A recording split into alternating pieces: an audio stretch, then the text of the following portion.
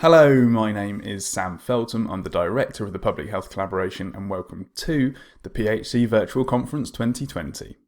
The coronavirus has changed all of our lives, but where there's an obstacle, there's also an opportunity. And that opportunity comes in the guise of this virtual conference. Earlier this year, we had to postpone our two main events, the annual conference and the Real Food Rocks Festival, until next year. These events allow us to connect, learn and grow, but they also help us raise crucial funds for the PHC to continue. With that in mind, and before we let the next presenter speak, this virtual conference is 100% free for all.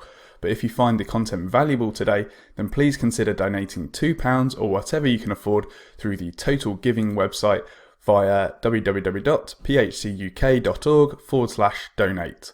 Or if you're in the UK, you can simply text PHC to 70660 to donate £2 directly from your phone. We hope you enjoy the conference from wherever you are in the world, and be sure to get involved in the civil conversation on the comment section here on YouTube or via the hashtag PHCVCon2020 on Twitter, Facebook and Instagram. Thanks for your support, take care and stay safe.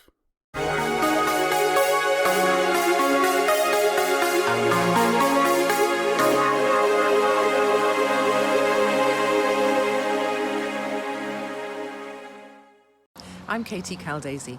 Giancarlo and I were so looking forward to coming to Bristol this year and seeing everyone that we know at the PHC conference.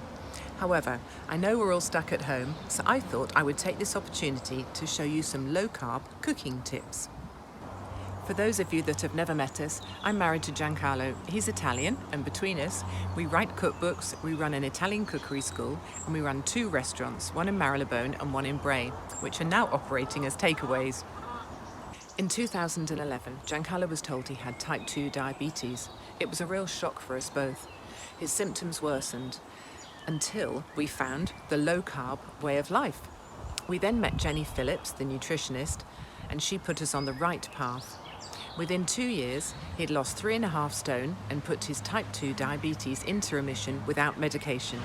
We were so delighted with this that we asked our publishers if they wanted a cookbook written about this way of life. They said yes. So together with Jenny and with the marvellous doctors Jen and David Unwin, we wrote our first book, and here it is. It did well, largely due to the fact that the Daily Mail ran it for a week. And so then we wrote our second book. This is our second book. And it came out in March this year. We were very happy again, and so now I'm writing recipes for our third book, which comes out in March next year.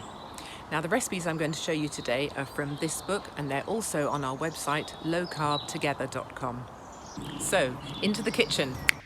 I'm going to show you my way to make cauliflower rice and how I'm going to embellish it with orange and harissa.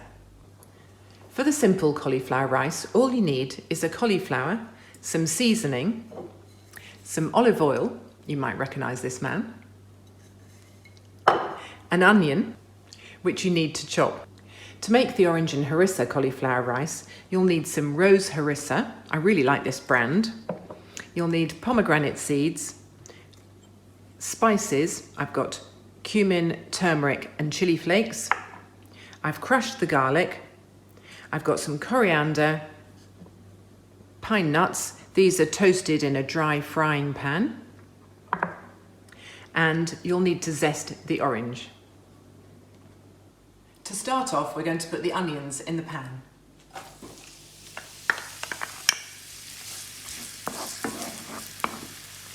I've got a couple of tablespoons of olive oil in here. You could use ghee or dripping instead. I'm going to put some salt in there and some pepper.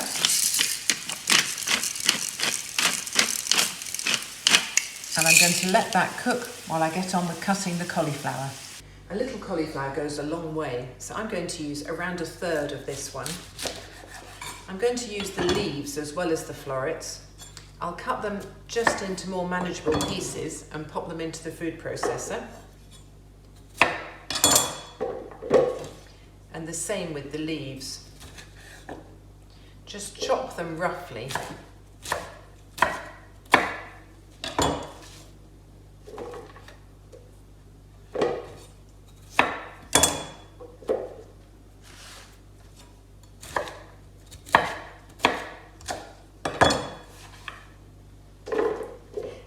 want to overcrowd the food processor. That's about enough, so I'll whiz it now. I've pulsed it in the food processor. I've left it quite coarse, which I really like, and you certainly don't want to take it all the way down to a puree. For simple cauliflower rice, you can add the cauliflower straight into this now that the onions have softened. But because we're doing the embellished one, I'm going to add garlic in now and the spices. I'm going to let them cook for a couple of minutes.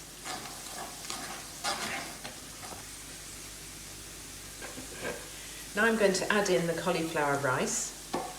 It smells absolutely delicious with these spices heating up here. I'll stir that through. And I'm going to add my harissa paste here. I'm going to add the orange zest in. A little more seasoning. And a dash of water. So that needs to be stirred through, and then I'm going to cover and cook it for just a few minutes to really let it soften down. You can see how the colour of the orange zest and the harissa is going to make this really interesting and a beautiful dish.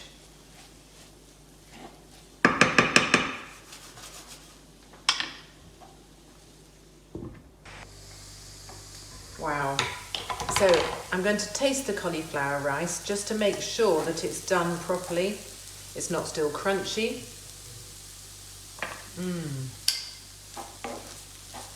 That's good. There's enough salt in there, enough heat with chilli and enough flavour. So I'm going to put my pine nuts through it now. And I'm going to put some of the pomegranate seeds through as well, and my herbs. I've got this coriander here.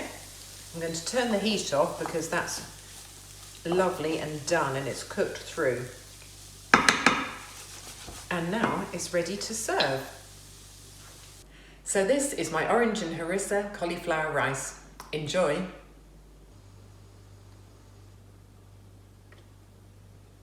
Hi, I'm going to show you how to make our low-carb brown bread rolls, because who says you can't have bread on a low-carb diet?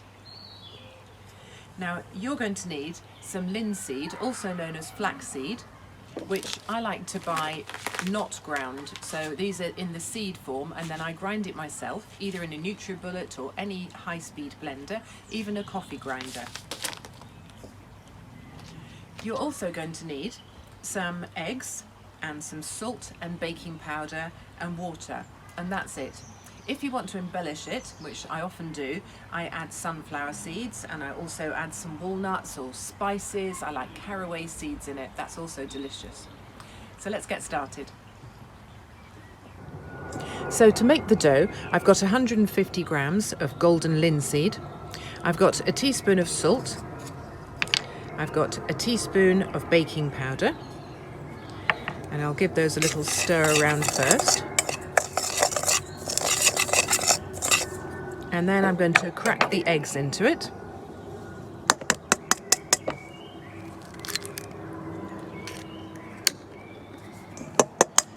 Two eggs is fine. And I've got about 70 millilitres of water going in there. Sometimes 50 is enough if you've got very large eggs. So I'll stir that around, and you'll see that it makes quite a wet dough. But all you have to do is make sure it's really well blended, and then go and have a rest. Sorry about the dog. Then go and have a rest for 10 minutes and let the dough do the same, and you'll see how it will firm up as that linseed absorbs all the moisture from the eggs and the water.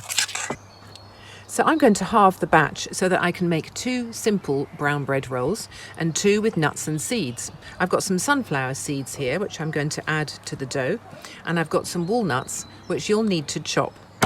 So now I'll go and get the dough. So here's the dough. You can see how it's really, really firmed up. And I'm going to divide it roughly into 4. If you want to, you can weigh the yield on digital scales and work out exactly what a quarter is, but I'm just going to do it by eye. And with 2 of them, I'm going to make them really simple. So I'll pull that out of the way now. And you can see I've oiled the tray here. If you've got a little bit of oil on your hands, it's quite good because it helps make the dough unsticky. So here's my first roll. If I need a bit more oil, I can have that. And if you don't want to use oil, you can use water. So I'll just pat that down. There's one. And another one.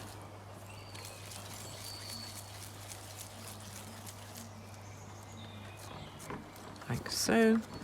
And I'll move that one over there.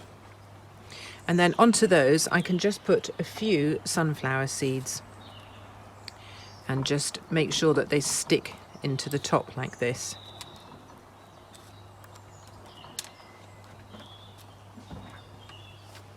Okay. Then with the remaining 2, now's the time that you want to be adding any flavourings like nuts, seeds, spices. So I'm going to add a few sunflower seeds and a few walnuts to the dough. And that really needs to be kneaded in, so I can't really use the spoon for that anymore. So I'll just do it by hand. And then I can shape that into 2.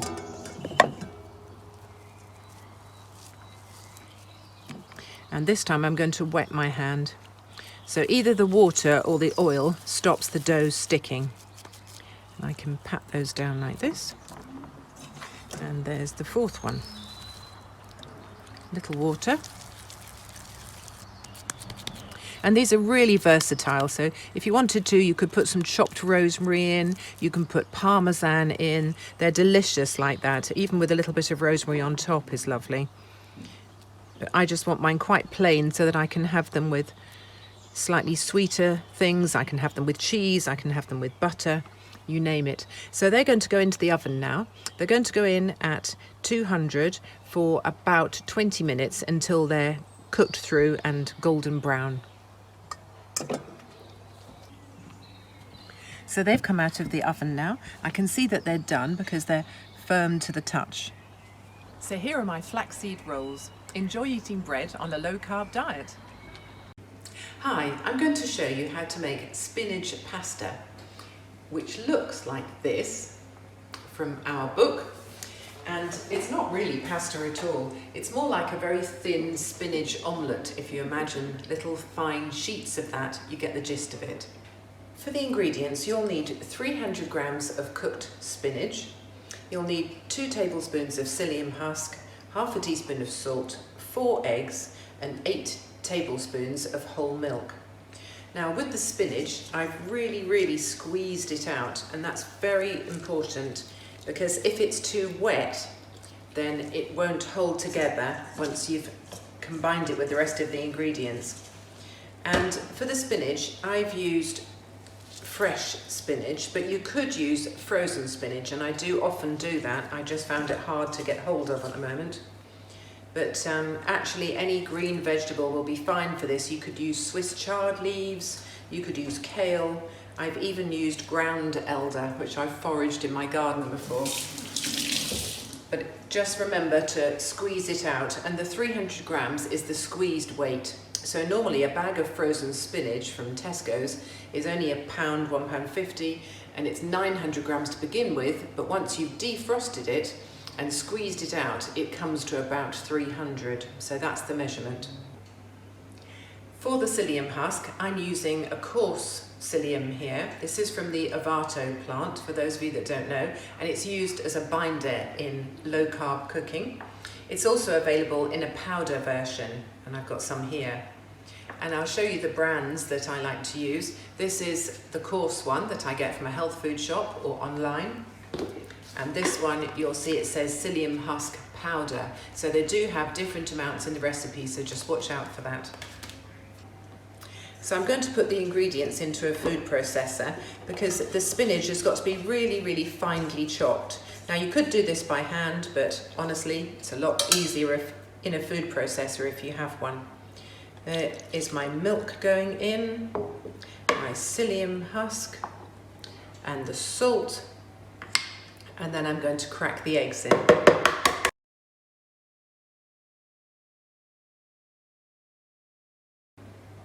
Now I'm going to take it to the food processor and whiz it up. This is the consistency you're looking for. I've brushed the sheets of baking parchment with olive oil just to make sure they're really well covered all over. Now I'm going to divide the spinach mixture between the two trays.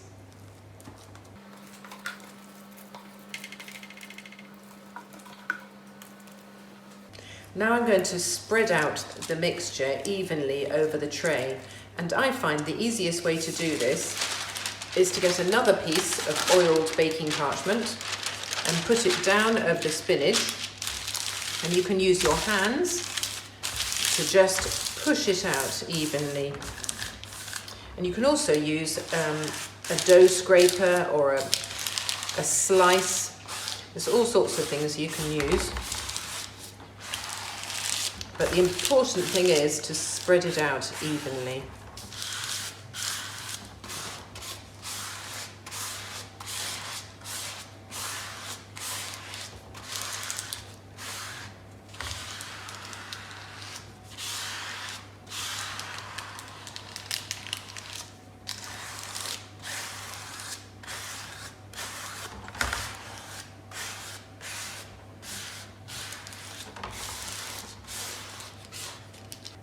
So when you're happy that it's all evenly spread out, you can peel off the top sheet to reveal the bottom. And if you spot any areas where it's maybe got a little bit of a hole in it, you can just mend that bit there. Okay, so now it's ready for the oven.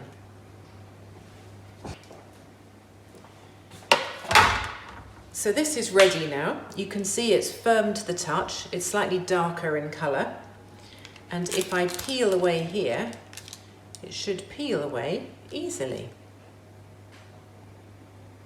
So you can be firm with it. It's really quite elastic and pliable. Now I can cut it into the size I want. So you can cut it into smaller pieces in order to make lasagna or cannelloni. If you imagine you put the stuffing in here, you can roll up your pasta to make cannelloni. And lasagna, you would just layer them up with your ragu and bechamel. I'm going to make a wrap for my lunch. So I've got some tahini and yogurt here, a little bit of lemon juice, and I'm going to spread that over the wrap. So this is just using it in the way you would buy wraps that are made out of wheat flour. You can use your spinach pasta instead. I've got a little bit of leftover carrot salad here, but I could equally use roasted vegetables as well. So I'm going to roll this up. There we are. And there's my wrap, and I could take it to work with me when we're all allowed out of lockdown. And you could put it in lunch boxes for kids, all sorts of uses. And there is my spinach wrap. So there you have it, spinach wraps and sheets for using for cannelloni and lasagna, everything you can enjoy once more on a low-carb diet. In our books you can see how I use these spinach wraps. Here they are in lasagna, here, and in this one I've used it as a wrap, and here it's used for cannelloni. Enjoy!